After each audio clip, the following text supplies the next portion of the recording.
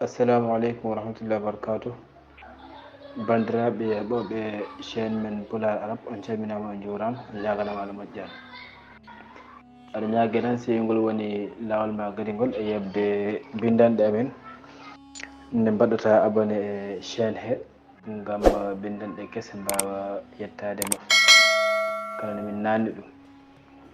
Kono noonne si wi ka jiɗɗo janngude arab walla defte aɗa jokkodirde e on ɗon numéro peñowɗon. Hande garten koye alamatul ism. En jangguino ko wiyete pecce haala, aqsamul kalami. En mbino pecce haala noon ko tati, ko ismu e fi'lu e harfu. haala ko heewi ko fof yaltata ɗo e henno. Ɗon noon ene moƴƴi ganden holko woni inde. Ayo, holno inde andirte. Hande ɗum woni windande meɗen wattude windande nayi ɓiire e deftere meɗen wiyetede Sharhul Kafrawi alal Ajrumiya. Ayo, wi alamatul ismi,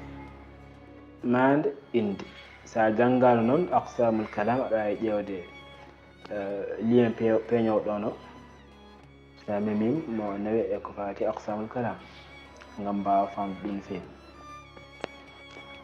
فالاسم يعرف بالخفض والتنوين ودخول الألف واللام. إن أندري بالخفض، إن أندري مثلث الخفض وني مثلث، والتنوين إن أندري تنوين. تنوين وني مثل لنجيتا إن نقول اسم هنا ساوي زيد، أي مثلا بدأ زيد جيدا زيد مثلا تشيرت زيد كمثل قوتل كون ساوي زيد كمثلا أون دون نون أون تنوين زيد زيدا زيد بموني كويته تنوين. ودخول الألف واللام نات قول ألف لام نات قول ألتن اسم ود ismu sa yiɗi andude ɗum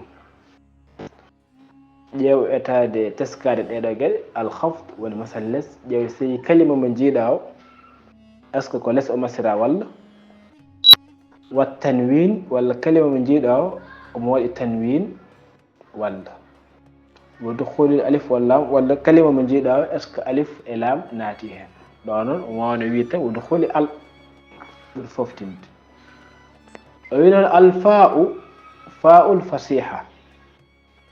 o wi fa mo o hutiri e fal ismu o wawno tan aɗa wi al ismu kono o wi ko fal ismu. oɗo fa wiyete ko fa'ul fasihati. holko firti fa'ul fasiha? wa dabituha ko an taqa fi jawabi shartin muqaddar. tongode muɗum ko ma ɗum ara ɗum wona e jaabuwol shart koddirangol. jaabuwol shart koddirangol. ayo way kono koko hoddira ɗon ni hayso ala ɗon. faka annahu qala huna إذا أردت أن تعرف ما يتميز به كل من الاسم والفعل والحرف فالاسم. وي اللي هدرا دونكو ستوي أريد أن دود هن اسم فعل حرف أندرتي وي اسم كنيم أندرتي كو أي دمون وغيري فا دمون إذا عندون ويكون كو كانكو هدرا فاء الفصيحة ni wadde fa'ul fasiha a wawa fuɗɗorade ɗum alay sago tan woɗa ko ardi ngan sago noon woɗa ko rewi hen. ayo wona shart jawabu shart muqaddar ila akhiri. ay wal ismu noon mubtada on marfu'un bil ibtida. ismu kañum ko mubtada, fa ko fa'ul fasiha, ismu ko mubtada marfu'un bil ibtida. mubtada بدل رفع يفضل. وقوله يعرف كنقول ما كل يوم دم يعرف إن أندري. ويعرف كلمة فعل مضارع، كلمة فعل مضارع من غنطاك مبني للمجهول. فعل مضارع mabniyun lil majhul ko ɗum fi'lu mudari mo ganduɗa ɗum mahi ke majjede manam yimɓe ganda golliɗo won non wiyoɓe ko mabni manam sami fa'iluhu koko mahay e ko ganduɗa golliɗo innaka ala kulli halin kala fof no jiiɗa tan fi'lu mabni lil majhul andu golliɗo innaka ɗum woni ko wiyete so en mbino kala fof fi'lu ma wat fa'il joni so wi fi'lu mabni lil majhul noon fa'il o feeñata ɗon ay ɗum waɗi o wi fi'lu mudari mabni lil majhul o wi wa huwa marfu'un fi'lu o de ko waɗa rafu wa alamatu raf'ihi dammatun zahiratun fi akhirih ko damma peñƴe e sakketo so mbiɗa ko yu'rafu aywa yu'rafu en kayini gele adan wonde fi'lu mudari kañum ko mu'rab aywa wadde fi'lu mabni lil majhul watta fa'il kono warata ko naibul fa'il ko lomtoto inde ko yu'rafu o wi naibul fa'il o noon ko damirun mustatirun fihi jawazan taqdiruhu huwa ya'ud ala al ism o wi naibul fa'il lomtiɗo fa'il o soɓe mbiɗon ko fa'il o feeñata e fi'lu mo ganduɗa mabni lil majhul wadde noon wonko lomtimo ɗon holko lomtimo ɗon o wi lomtimo ɗon ko damir naibul fa'il damiru mustatirun ko damir cuuɗiɗo jawazan taqdiruhu huwa manam ko suuɗi manam ko hunde e dagade en dagi feeña en dagi suuɗo hoddirte ɗon ko huwa aywa o wi huwa o noon ya'udu ala al ismi kay inde nde ruttitto way kono ponɗa wiide ko yu'rafu al ismu aywa yu'rafu al ismu inde ina andire kono ɓaari ka gardiɗo mo mbiɗa fal ismu yu'raf wadde ɗo waɗa ko damir biya naibul fa'il o wonta ko damir mustatir fi taqdiruhu huwa aywa o yino wal jumlatu min al fi'li wa naibil fa'il fi mahalli raf'i khabari al mubtada o wi jumla o konngol fi'lu o e naibu fa'il o fof kanƴi ɗi goni ko place khabar mo ganduɗa ko mubtada o wa qawluhu bil khafd ɗo o wi wonde bil khafd fal ismu yu'rafu bil khafd wi al ba'u harfu jarrin ba o kañum ko harfu jar ay wal khafd majrurun bil ba'i khafd kañum ko waɗira jar ba wa alamatu jarrihi kasratun zahiratun fi akhirih ko kasra peñƴe e sakketo وينن والجار والمجرور متعلق بيعرف جار مجرور جوتيك يعرف أي يعرف الاسم بالخفض وال وال في الاسم القن ده اسمه فالاسم قلنا ألف لام القن هنا ويقول للأحد الذكري قال الأحد الذكري إنه قال إنه الأحد الذكري إنه الأحد الذهني إنه الحضوري كما هل كوني الأحد الذكري أحد الذكري الأحد الذكري وني المنغندو دا كوكا أري تنقل نكرة إندنا كوكو فيلي إند أدين كو نكرة ورنو جونون أرتيرين المنانتا هنو أون وانتوكو الذكري وأدهن يرو كما في قوله تعالى هنا أردري قرآنني وكما أرسلنا إلى فرعون رسولا فعصى فرعون الرسول أي كما أرسلنا إلى فرعون رسولا أي رسولا أولو كو نكرة كما أرسلنا إلى فرعون رسولا أي رسولا أولو كو نكرة إن جاءكم غير نكرة تنوين رسولا تنوينا نون على ألف لام عين فعصى فرعون الرسول أي رسول دميجو دي ألف لام رسول قديدو كما أرسلنا إلى فرعون رسولا أولا على ألف لام فعصى فرعون الرسول أولا ودي ألف لام ود الرسول تكتيدو دميجو كو أولا ال ويتي الأحد الذكري للأحد الذكري هلكتك سبو وانكو أردي اسمه كو أردنو o andam aɗa sawi kama arsana ila fir'auna rasula hono min neldiri e fir'aun nelaɗo o wiyete ko nelaɗo en ganda ko hollon nelaɗo sabu ko nakira kama arsalna ila fir'auna rasulan min neli e fir'aun rasul adam ɗo en ganda ko ganduɗen e jumla o tan woni Allah wi ɓe neli e fir'auna nelaɗo ko holnon ɗo ko indene koko ayna toɗɗaka joni noon o wi fa asa fir'aunu rasula fir'auna o noon woofi on ɗon nelaɗo wadde ko hollon nelaɗo wofaɗo ko nelaɗo ma Allah wino neliɗum e fir'aun aywa hay sen ganda hol nelaɗo ko hollon kam eɗen gandi kam wonde ko nelaɗo ma Allah nenno fir'auna ay joni en dañi hen ma'luma ɗe puɗɗi dañi hen ma'lumatuji ɗum noon ene serti e ma'luma gadiɗo ma Allah wino kama arsana ila fir'auna rasulan ɗo ko fir'auna o tan oɗo information ɗo ganduɗen hen rasulan tan kono so wi fir'auna wofi nelaɗo firti ko nelaɗo ma Allah nelno e fir'auna ko on ɗon nelaɗo fir'auna woofi aywa ɗum woni ko wiyete al ahad zikri wi ay al ismu al mutaqaddim fi taqsim yu'raf wi ismu gardir e piccugol ngol ina andire ay yatamayyazu min al fi'l wal harf al khalf fi akhirih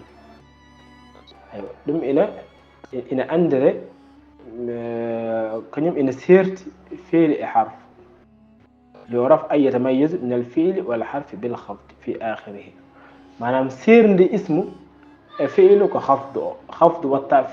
فعل والتاء خفض سيرندي حرف فعل اسمه الخفض حرف كلمة والتاء خفض ودنون سعيد سيرندي اسم فعل إن جاهل الخفض في آخره معناه مثلا لس جنوال إحكول لس إند سكتين دي. أيوة وين ولا خفض معناه لغة ضد الرفع وهو التسفل ويهلك في التخفض ويخفض معنى مود تبانج لغة ضد الرفع كلام كلام بنجي توغل بامتغل خفض معناه كلام بنجي بامتغل واد هلك وين بنجي بامتغل فرتكو لسدغل هو التسفل خفض وين التسفل معناه لسدنادي toujours que les حتة كسر toujours que les حتة واصطلاحا تبانجي اصطلاح تغيير جيام اصطلاح نون فرتكو ko anduɓe fanno o jaari wonde ɗum ɗo ko ɗum woni andinore muɗum ɗum woni définition muɗum fanno jaadi hen aywa wa istilah taghyirun makhsusun alamatuhu al-kasr wa ma naba anha kañum ko ɗum baylugol kertingol mande muɗum noon ko ɗum kasra e ko lomtoto ɗum fof kala sabu mande wona kasra tan ay goɗɗum ene wawi lomtade ɗum wala farqa fi amil al khafd bayna an yakuna harfan wi noon khafd cerundal ala hen so tawi ko sababin khafd o ko ɗum harf sabu khafd ina sababina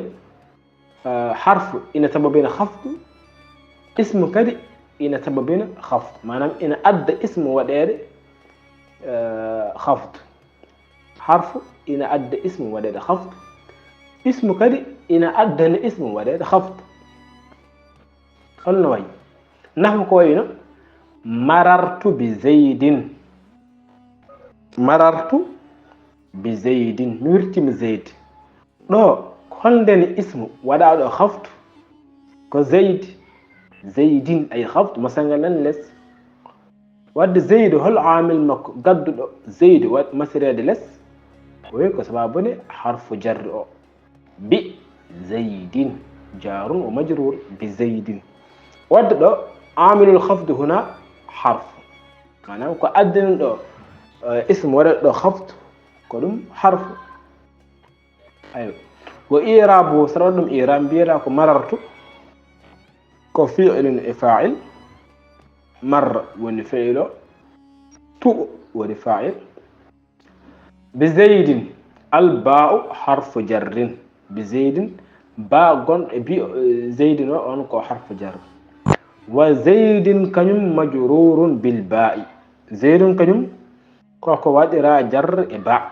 حرف جر أدن زيد مودير خفض مسير كسر ولا أمر جري الكسر ما عندي حل رور وند زيد كوكو دا جر كو كسر هو كسر جاك ما عندي جر هنا دم جيرا ما رفع هنا فتح جيرا ما عندي نصب في آخره أي نون ولا بين أن يكون اسما ولا فرق في عامل الخفض بين أن يكون حرفا ولا بين أن يكون اسما. خفض كم فرتكو حرف ولدم ولا كو اسم ولدم خفض كخفض ود جون إن غندي حلنا حرف ودرت اسم خفض جون جدا عندك حلنا اسم ودرت اسم خفض. نحو قوله مررت بغلام زيد. مررت بغلام زيد من دميرتي ما شكل الزيد رو ساجيوي زيد كوكو ودا خفض معنام كو ودا جر هلكو أدن جريد زيد هلكو أدن جريد أدن زيد جريد كو غلام أو كيم أدن زيد جرد لو وانا باء كنيم أدن غلام جرد كون غلامون كو كنيم أدن زيد جرد أيوة سابو ستيكو غلام مجرور بالباء ستيكو زيد نون مجرور بغلام سبب مضاف. أيوة غلام مضاف زيد مضاف إليه. أيوة دموري كو وينو نان ولا فرق في عامل الخفض بين أن يكون حرفا ولا بين أن يكون اسما. ود خفض كنيم كسرة فتكو حرف سبب ندم ولا كو اسم سبب ندم خفض كخفض. ود يرابو أبي فزيد مجرور. إذا زيد كو ودا مجرور بالمضاف. لو زيد كو جرد بالمضاف. وهو غلام أي غلام كو اسم كنيم أدن زيد مثلا لس.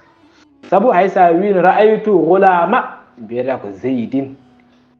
أي مررت بغلام زيد رأيت غلام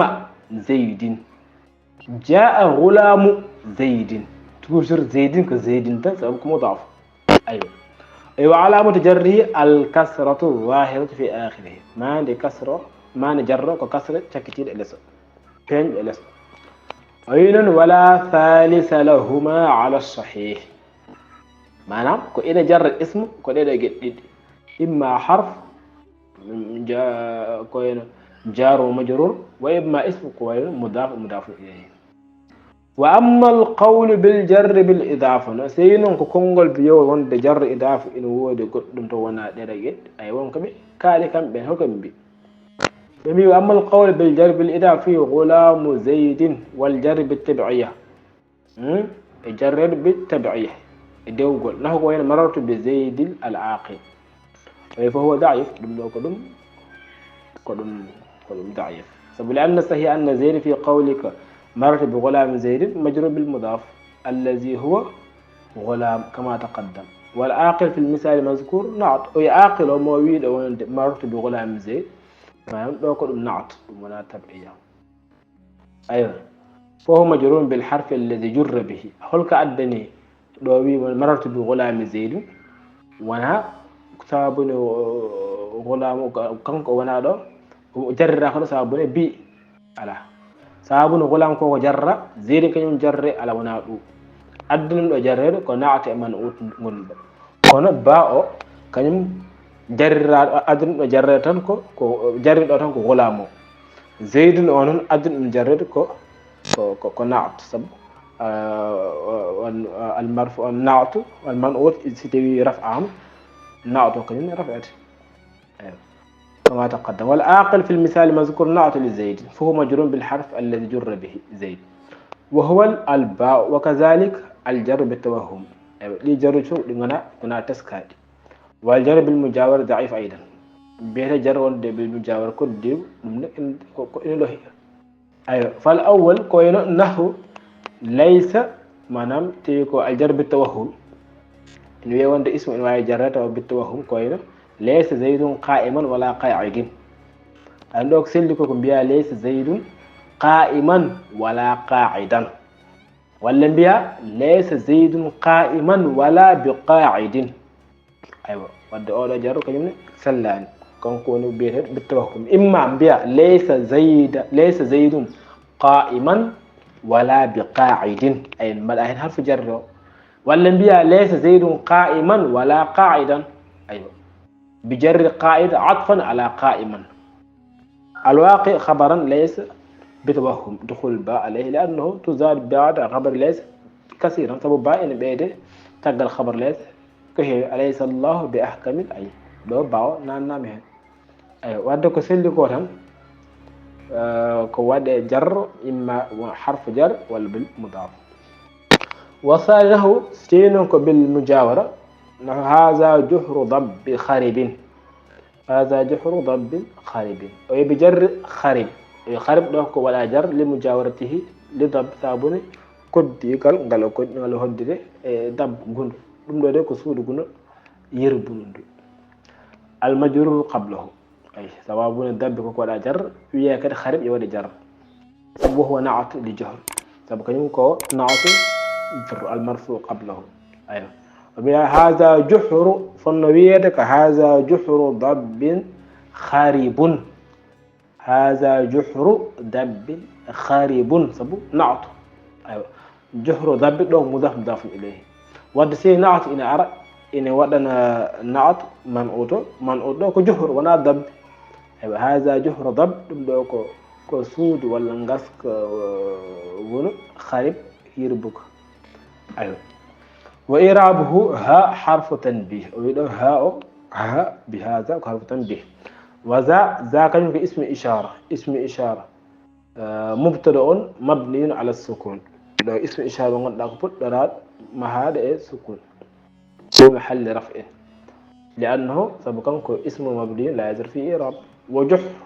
كان خبر مبتدأ مرفوع بالمبتدأ. وجحر مضاف وضب كان مضاف إليه مجرور ولا متجري ما جره كسرة ظاهرة في آخره كسرة بين سكره. وخارب بالجر نعت. وخارب بالجر كل نعت لجحر ونعت مرفوع ولا من رفعه ضم مقدر على آخره ما رفعه قدم مقدر سكره. منع من ظهورها أيوة حدين ضم وفنج اشتغال محل بحركة مجاور صابونه بعد وياك خارب ولا إذا ولا جر بالمجاور دمول أبيتها هذا جهر خارق. هذا جهر خارب دمعد اشتغال المحل بحركة المجاور. أيوة وينون نفوف وناكو تسكى. أي فزيد في مررت بزيد وغلام زيد اسم لوجود خف. وينون زيد لم بيجي وانت مررت بزيد نتبدأ درس ويدن مررت بزيد دوتو دو زيد كدم اسم خلقتك زيد ون اسم صابون مولي خفض. وغلام زيد اسم دو الفرق. وغلام زيد كدم اسم خلقتك صابون كو مضاف إليه. أيوة ويقول لوجود خفض في آخره صابون وادد خفض مثلا سكتاج لي لمولي اسم. وهو كسرة الدال كان وني كسرة تندنا وندك ولا جر. وقوله داوين والتنوين على يعرف الاسم أيضا بالتنوين. الواو حرف عطف. واو دوك حرف عطف. التنوين معطوف على الخفض. تنوين كولا عطف يخفض. التي والمعطوف على المجرور مجرور كودا نعت كودا عطف كودا جر كجر تحن كالدر أدنى. وعلامة جره كسرة ظاهرة في آخره ما عند جر هنا كسرة بين سكر. أيوة يعني أن الاسم كما يتميز بالخفض يتميز بالتنوين أيضا. أي هنا اسمنا أندرت خفضني كنا نكره أندرت تنوين. ومعناه لغة التسويد. هل فرت التنوين تنوين فرت تسويد ونسيكد ولا بيعيد ولا سيركد. أيوة يقال نون الطائر سندو سيركي أي إذا صوت سينصوتي صوتني دم فرت كل والتنوين بنج لغة لوني التنوين لغة التسويد. واصطلاحا تبنج اصطلاح نون ساكنة تلحق آخر الاسم لفظا وتفارقه خطا ووقفا ويسوي نوع تنوين بانجي اصطلاح كدوم نون مغان دا كو ساكنه كو باتير سكون زيد اي محمد خالد اي سكون دون تلحق اخر الاسم ete wonato kay sakket ism sakket inde dum non ko lafzan ko lafzuwol tan ma tan hala podda nande nun o وتفارقه خطا إذا سيرت من بند بندتاك حالة أي زيد أنا دون سكون كون سكون وينداك دون محمد أنا دون سكون كون سكون وينداك دون أيوة مكتب كريكونون ووقفا إن سيرت من كده وقف سيجوك وقف سكون فين تنوين نون تنوين فين تارو كوينا رأيت محمدا والأنبياء جاء محمد أي وقف دو تنوينه فينتا أيوة سينون كو إعراب أو سي كو ساكن كمية ساكنه فخرج بقوله ساكنة النون المتحركة جونا كون نون غون سيرند النون كيدي باي مبيدن كايوم تنوين كو نون بدا سكون garawa sakket inde ete o wawlata tan o windataake wadde dum don dum ala nun mutaharrika jeyaage hen sabu nun mutaharrika nun masa ka nun gonda e ra'ashanin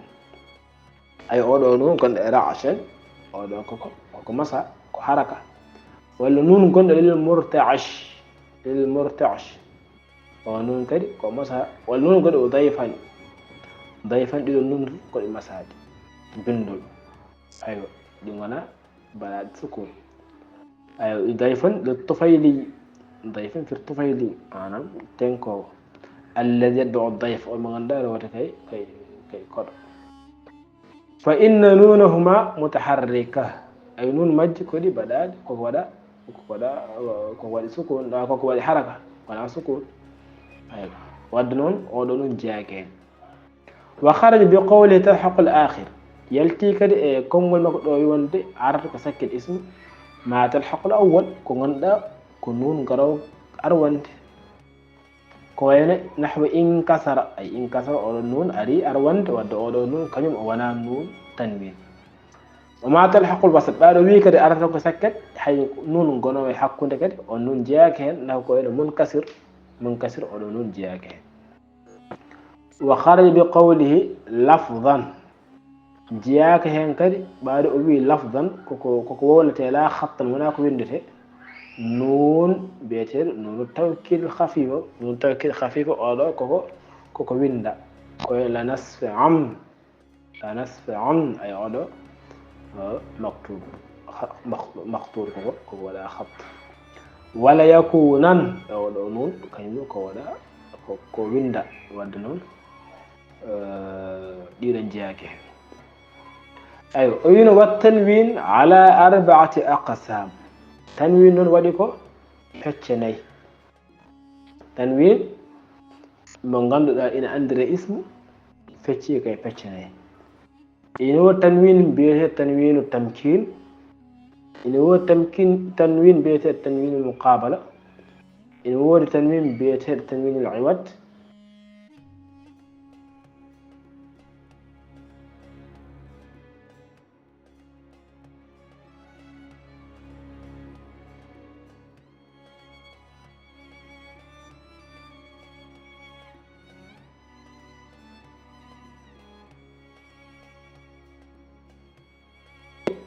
ngodi جون تنوين الأول والتنوين التمكين وهو اللاحق للأسماء المعربة تنوين التمكين وكانيم مونيك تنوين غنو اجين دي باتد إيراب دي ما نوين منها كان متمكنا في الاسمية ويقال فوق ولا هن تنوين عندك يقول التمكين بده بلاد اسم أي أمكن من غيره قال فوق تنوين أي كد دي فوق تنوين التمكين بريود اسم كان يقول وند اسم كد نحو قوي زيد أي زيد كان يقول tanwinu tamkin woni hen wa rajulun min jaa zaydun wa rajulun ay oɗo tanwin wiyete ko tanwinu at-tamkin fa zaydun wa rajulun ismani o yi zaydun e rajul ko ismani holko tagi ɗum woni gin li wujude tanwin fihima sababun wodede tanwin e majji sabu tanwin nani hen ɗum addana en wiide kadi inde wadde wa ma lam yunawwan kana mutamakkinan ghayra amkan wadde kala fof ko waɗaka tanwin ma en wawi wonde ismu kono wonta ko ismu ghayra mutamakkin ghayra amkan kana mutamakkinan ghayra amkan wonta ismu hiɓɓidin feewi tanwin at-tamkin ɓurata ɗum hiɓɓindoyade nafa ko hen ahmad wa ibrahim ɗiɗo ko ɗi inde kono mbatta tanwin e wiyata ahmadun wa ibrahimun sellata mamnu min as-sarf aywa al-qismu thani feccere ɗiɗɗere nde tanwin al-muqabala kañum woni wiyete tanwin al-muqabala holko tanwin muqabala ɓe mbiyata tanwin muqabala huwa lahiqu li jam'i muannas salim kañum woni tanwin garowo e caggal jam muannas salim nafa ko hena ja'at muslimatun ay muslimatun e waɗi tanwin fa innahu fi muqabalati nun fi jam'i zakar salim ay muslimatun tanwin gonɗo ɗon o wayi kono addima ɗon ko ngam o fotodira e nun gonɗo e jam'u muzakkar salim ni ko hen sabi nahu ja al muslimuna ay muslimuna nun on ɗon cakkitiɗo wayi kono honon jam muzakkar salim woniri waɗede nun ni nonne kadi ɗum addi tawi muqabala e jam muannas salim ay ɗum woni muqabala ngam ɗi potodira nun nani jam muannas salim nun kadi nani jam muzakkar salim wa i'rabu taw ɗum i'rab mbiyata ko jaa kañum ko fi'lu madin watta ala alamatu ta'nis taw ko alama at-ta'nis ja'at jaa won fi'lu madi taw ta'nis wa muslimatun fa'ilun marfu sabu addama wel taw ta'nis sanna ko gorko biyata ko jaa al muslimun war jaa muslimun wala holko de ja'at o ari hen ko sababuri arɓe ko ɓe rewɓe ay muslimat fa'ilun marfu wala ba tarfihi noon ko dammatun zahira fi akhirih ja'at muslimatun wa i'rabu jaa muslimun sijina en mbaɗa i'rab jaa muslimun mbiyeten ko jaa fi'lu madin wa muslimun kañum ko fa'ilu marfu bil waw niyabatan ani damm aɗa en mbino wonde ene jeeya e alamatuji raf'u al waw so tawi woni jam zakar salim ay ɗo wiyani alama raf'u o ko damma o wi ko alama raf'u ko waw sabu ɗo ko jam muzakkar salim ay niyabatan ani damma ay waw o lumtiɗo damma o wan nun iwadun ani tanwin fil ismi mufrad o wi nun noon kañum aɗa wostitaɗo wontiɗo tanwin sabu lamtade walla darade mufrad nde sabu sanno ko mufrad mbiyata ko muslimun nun on noon toujours kanko rewate jam o wona muslimuna ɗum waɗi wiya wan nun iwadun ani tanwin fil ismi mufrad sabu nde wonno ismi mufrad nde a wiyata muslimuna mbiyata ko muslimun nun tanwin on ɗon wadde tanwin rewe makko ha muslimuna waɗi wiya on noon iwadun ani tanwin fil ismi mufrad aywa القسم الثالث تنوين العوض هو تنوين بين تنوين العوض أو تنوين وهو اللاحق لإذن التنوين كنيم ونات جن بدوج إذن من حين إذن يوم إذن وقت إذن ساعة إذن أيوة من حين إذن غان سان أي حين إذن كفر إنجيل أروون كممتا إذن أونون كدوم أري لمتاجي ngam raɓɓinde haala ka momta ɗum tan lomtina ɗon idine fa innahu awadun an jumlatin o wiya idine oɗo lomtiɗo ko jumla konngol no worno ɗum lomtiɗo idine o tan konngol no worno lomtiɗo ko wayno ko hono no ardiri e qur'an qala allahu taala wa antum hina idin tanzurun onon de gansango oɗon ndaara o wiya aslo wonno ko wa antum hina إذ بلغت الروح الحلقوم تنظرون أي wa antum hina iz don balagatir ruhul hulqum fof koko momta lomtinira izin wa antum hina izin tanzurun don balagatir ruhul hulqum fof momtama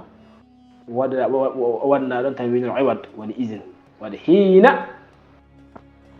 balagatir ruhul hulqum momta lomtina don wa antum hina izin tanzurun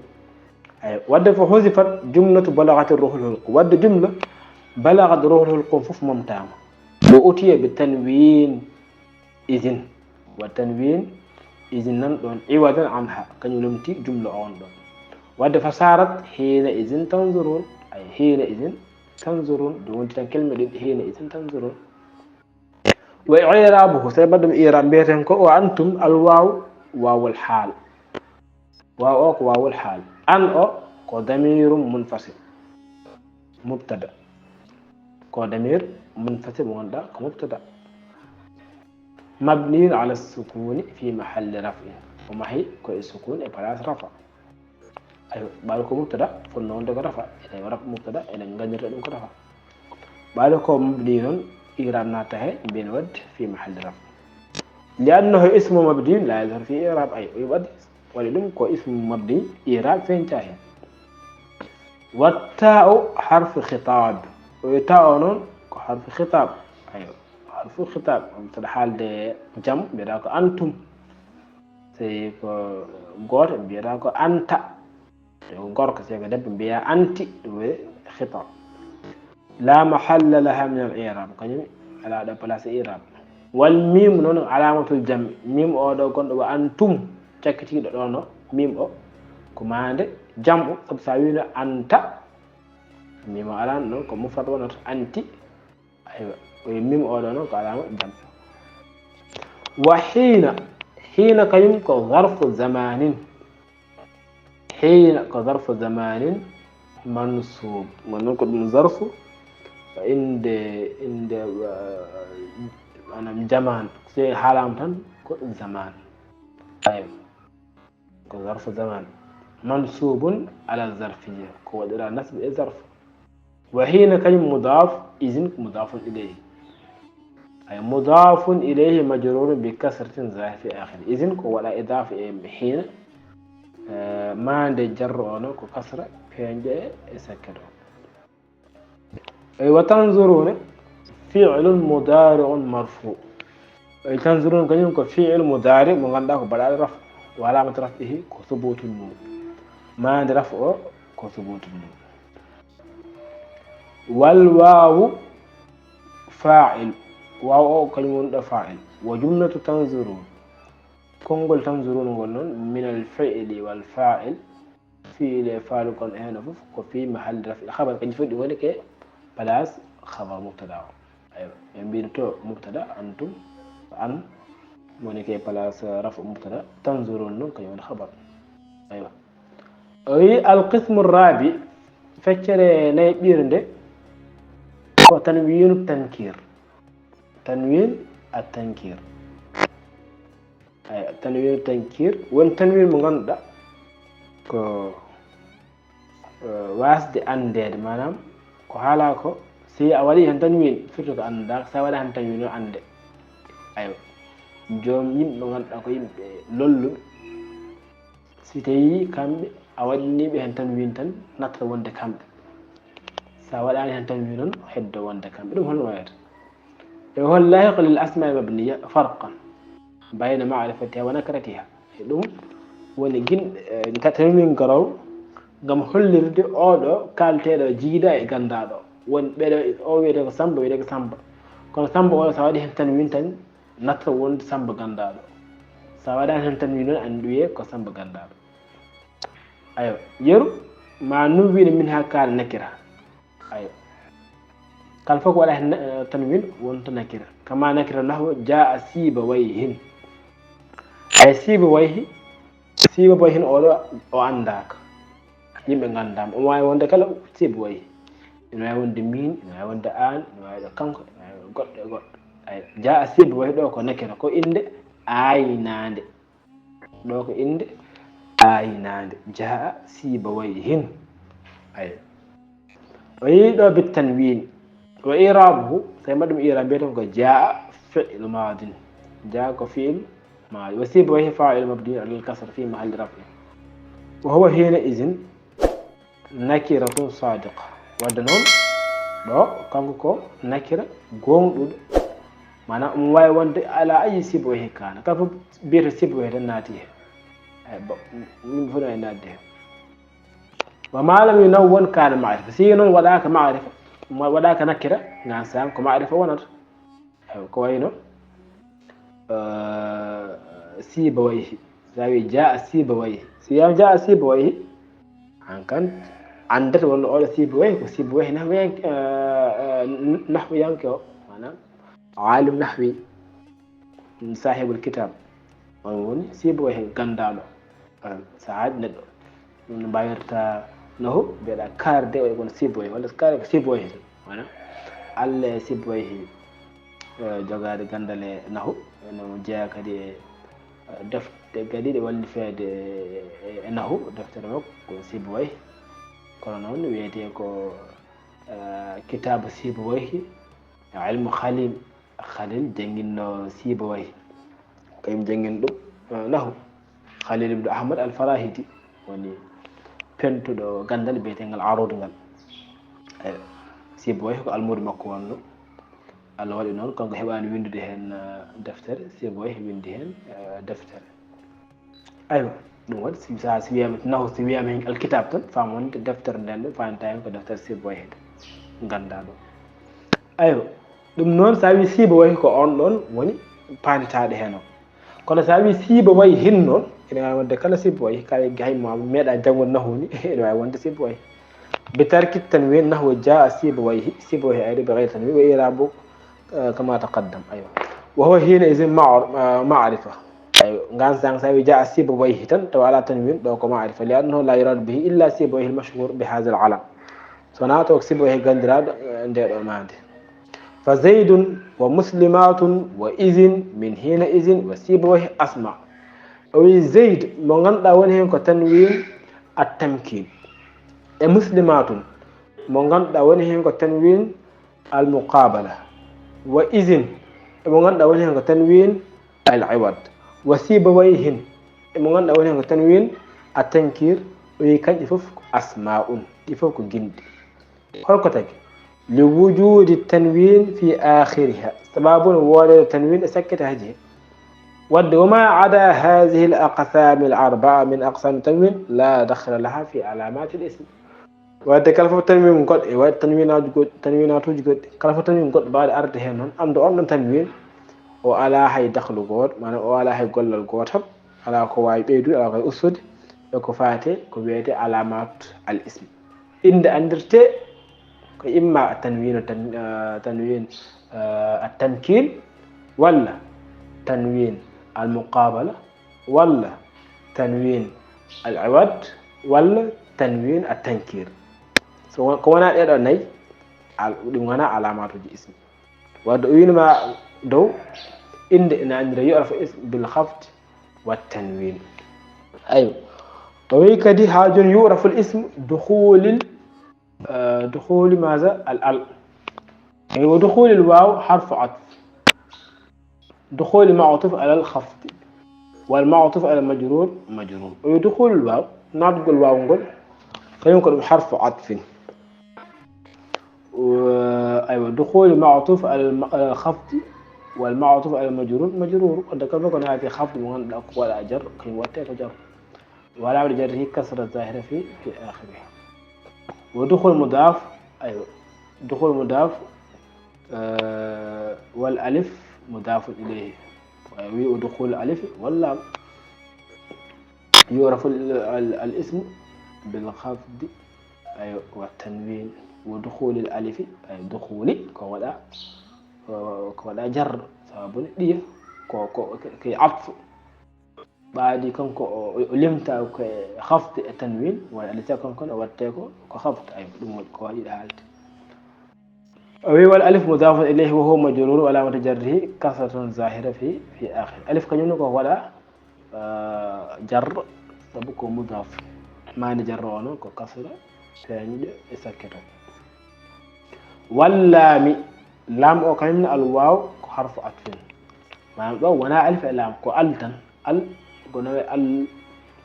albaytu alkitabu annasu onon al wiyete almasa wiyete al ganduɗa ko للتعريف هذا الواو حرف عطف واو حرف عطف اللام معطوف على الالف لام ولا عطف الف والمعطوف على المجرور مجرور ولا عطف ولا جر كم جرته وين ولو عبر بال بدل الالف واللام لكان أولى ويسن وولرين ودخول ال ندم برنو فيود يود ويد دخول ألف لام سبب لأن القاعدة أن الكلمة ويسبب دوسكال وندحل إن كان وضعها على حرف واحد سي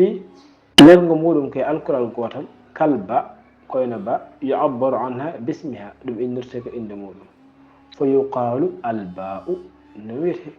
وإن كان وضعها على حرفين سين للري كي الكل دي فيعبر عنها بلفظها كال سين الكل بدا كال هل بل أيتا الإلام والهل الهاء واللام والباء واللام بدا كال هل بل قد فلا يقال في الألف واللام وهي نويندراني أرتاكل بها ألف إلام كما لا يقال فيه هل حال درساكر هل أبيتاك معنى الهاء واللام وبل أبيتا الباء واللام ونحوها بقرندها الهاء واللام وين يعني أن الاسم يتميز أيضا بدخول ال وإن كد إن أندري إن أقول ال وين إن أندري خفض إن أندري تنوين ويكدي إن أندري ال نقول ال نحو كوينا الرجل رجل ون بيدا الرجل رجل on don ina andre wonde odo ismu walla o dum do nede helmere ko dum ismu holko tagi sabu alif e lam nati hen al koyna jaa ar-rajul gorko o ari wa irabuhu irabu beta ko jaa kanyum ko fi'lun madin kanyum ko dum fi'l madi war rajulu fa'ilun rajul kanyum ko dum fa'il ayo jaa holgar rajul gorko ari o kam gollon gallal go wa mithlu al بدلها في لغة حمير وهو أم أينون al injigi ko gongol kutortegol to wana al edem ngal himyarnaɓe ɓe mbiyata ko am e ponno wiide al fof ɓe mbiyata ko am alif e mim naha koyno im rajulun walla am rajulu am rajulu ɓe panten ko ar rajulu am rajulu lam o ɓe gossirto mim ومنه حديث إنين حديث ننكر لغة همير بيد ليس من برم صيام في سفر ليس من برم صيام في سفر ليس من بر دياك ديجر أم صيام خور في سفر إدنغر ليس من البر الصيام في السفر ليس من بر أم صيام في السفر أين فالرجل اسم لدخول al عليه ngam nalgol al e modum ay wam bir kanyumni e wam siyamu e wam safar di kar ko asma ko de gidde holko tagi le dukhul badal alif wa huwa am ngam nadde am e majji o liede al badi am wadde kany di kar ko ism e logo himyarnabe ay hande dum woni windande meden ko fati alamatul ismi kala fof jogeede hen namdol ne e wawi